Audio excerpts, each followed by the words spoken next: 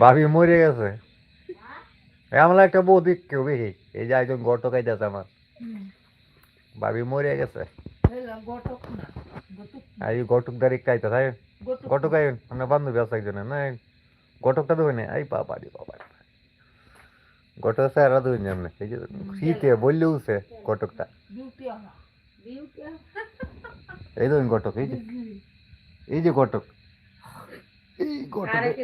গটকে জিলিম আছে এই গটক গান অনেক